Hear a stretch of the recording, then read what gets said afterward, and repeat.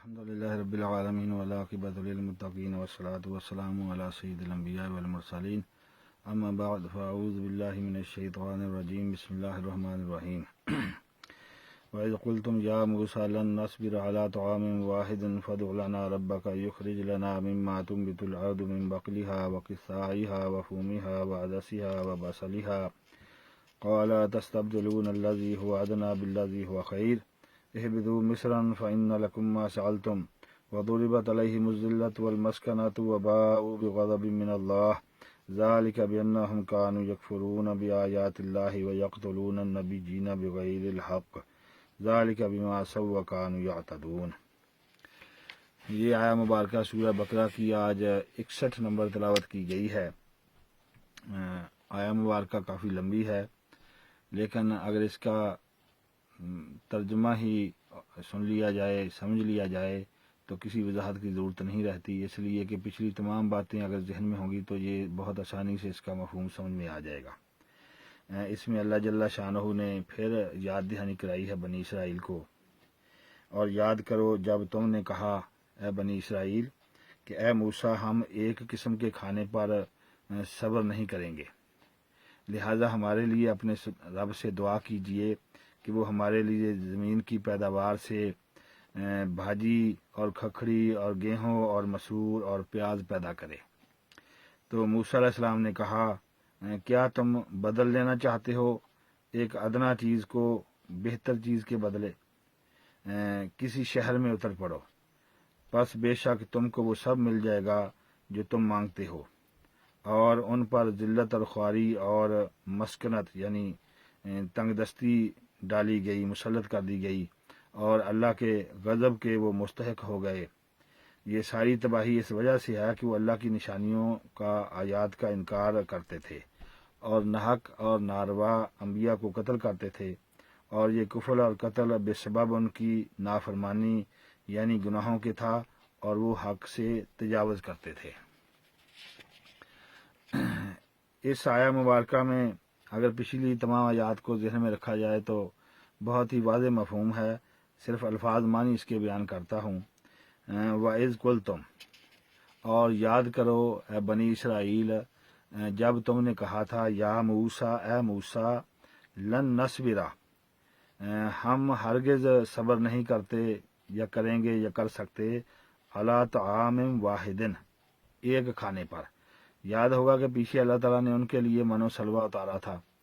تو یہ اسی کی بات ہے یہ کہ وہ صرف من و سلوہ ظاہر ہے، اور روزانہ ان کو وہ من اور سلوہ جو بٹیر اور وہ کوئی سفید چیز تھی جس کی چپاتیاں بناتے تھے وہ ملتی تھی ان کو کھانے کے لیے۔ تو اب وہ اس نعمت کو، اللہ کی عطا کردہ نعمت کو کھانے سے انکار کر رہے ہیں۔ اس میں یہاں وہ اللہ تعالیٰ اس کو بیان کر رہا ہے کہ اے موسیٰ ہم ایک کھانے پر جو ہے وہ ایک صبر نہیں کر سکتے، فادعو لنا ربک، پس دعا کرو ہمارے لیے ربا کا، اپنے رب سے، یخرج لنا، کہ نکالے ہمارے لیے، مما تنبت الارض، اس میں سے جو اگاتی ہے زمین، اور وہ کیا تھا، من بقلہا، اس کا ساگ، اس کی ترکاری وغیرہ، وقصائہا، اور اس کی کھکھڑی وغیرہ، وفومہا، اور اس کا زمین گیہوں وغیرہ، وعدسہا، اور اس کا مسور، وبصلہا، اور اس کا پیاز وغیرہ۔ تو اس کے جواب میں پھر کہا، یعنی کہا اتستبدلون، موسیٰ علیہ السلام نے ان کو کہا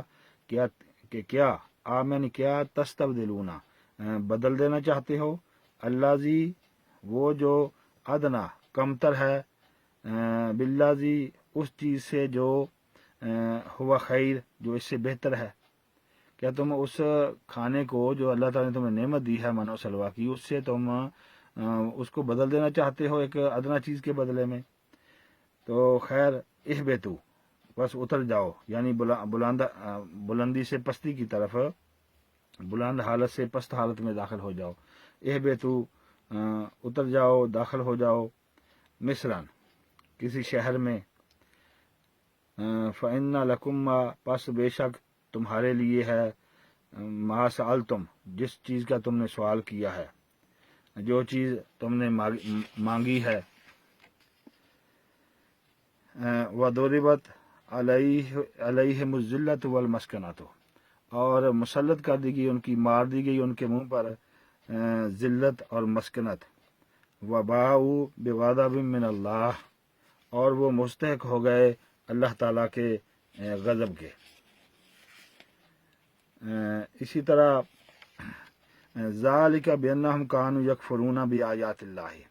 یہ ذلت اور مسکنت، یہ فقیری اور تنگ دستی اس لیے بوجہ ان کے کس کے تھی، وہ اس وجہ سے تھی یکفرون بآیات اللہ، کہ وہ اللہ تعالیٰ کی نشانیوں کا انکار کرتے تھے، وَيَقْتُلُونَ النَّبِيِّينَ بِغَيْرِ الْحَقِّ، اور قتل کرتے تھے انبیاء کو بغیر حق کے، یعنی ناحق، ناروا۔ ذالک، یہ ان کا قتل کرنا اور کفر کرنا، بما عصوا کانوا یعتدون، بوجہ اس کے تھا کہ وہ حق سے زیادہ تجاوز کرنے والے تھے۔ تو یہاں یہ ساری باتیں جو ہیں اللہ تعالیٰ نے ان کی بیان کر دی ہیں، ان کو پھر یاد دہانی کرائی گئی ہے کہ تم جو کہتے ہو کہ ہمارے اوپر ذلت اور مسکنت جو ہے وہ مسلط کر دی ہے، تو اس کی وجہ کیا ہے؟ اس کی وجہ یہی ہے کہ تم اللہ تعالیٰ کی نشانیوں کا انکار کرتے ہو۔ اتنی اللہ تعالیٰ نے تمہیں نعمتیں دی ہیں، تمہارے لیے بادلوں کا سایہ کیا، تمہیں پانی کے چشمے تمہارے لیے جاری کیے، من و سلوہ تمہیں دیا، فتح نصرت تمہیں دی، عالمین کے اوپر تمہیں فضیلت دی گئی، لیکن آخر کار تم پھر بھی جو ہے وہ میری نعمتوں کا ناشکری کرتے ہو، میری نعمتوں کو جھٹلاتے ہو، میری نشانیوں کو جھٹلاتے ہو، انبیاء کرام کو، میرے بھیجے ہوئے رسولوں کو، پیغمبروں کو، نبیوں کو ناحق شہید کرتے ہو۔ تو اب تم اسی چیز کے جو ہے وہ مستحق ہو کہ تمہارے اوپر ذلت اور مسکنت جو ہے وہ مسلط کر دی جائے۔ اللہ تعالی ہمیں پناہ میں رکھے اور سمجھنے کی توفیق عطا فرمائے۔ صدق اللہ العظیم۔